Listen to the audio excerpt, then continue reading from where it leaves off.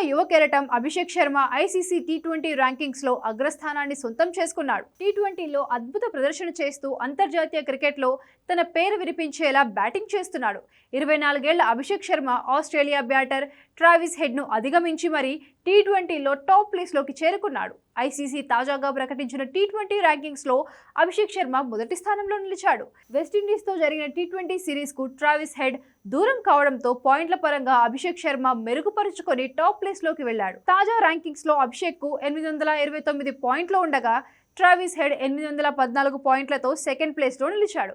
అయితే ఈ ఇద్దరు బ్యాటర్లు ఐపీఎల్లో సన్ రైజర్స్ హైదరాబాద్ జట్టుకు ప్రాతినిధ్యం వహించారు. టీ20లో నెంబర్ 1 స్థానాన్ని సంపాదించుకున్న మూడో భారత క్రికెటర్గా అభిషేక్ శర్మ నిలిచాడు.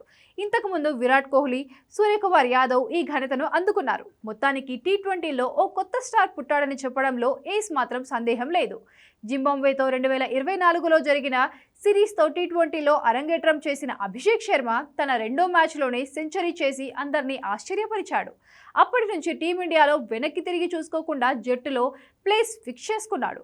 ఈ ఏడాది ఫిబ్రవరిలో వాంఖడే వేదికగా ఇంగ్లాండ్తో జరిగిన టీ20 మ్యాచ్లో కేవలం 54 బంతుల్లోనే 135 పరుగులతో విధ్వంసం సృష్టించాడు. టీ20లోనే భారత జట్టు తరపున అత్యధిక వ్యక్తిగత స్కోర్ చేసిన అభిషేక్ శర్మ 37 బంతుల్లో సెంచరీ చేసి సెకండ్ ఫాస్టెస్ట్ బ్యాటర్గా నిలిచాడు. జింబాబ్వే తర్వాత దక్షిణాఫ్రికా, ఇంగ్లాండ్ సిరీస్లలోనూ అభిషేక్ శర్మ రాణించి ఇప్పుడు వరల్డ్ నెంబర్ 1 టీ20 బ్యాటర్గా అవతరించాడు.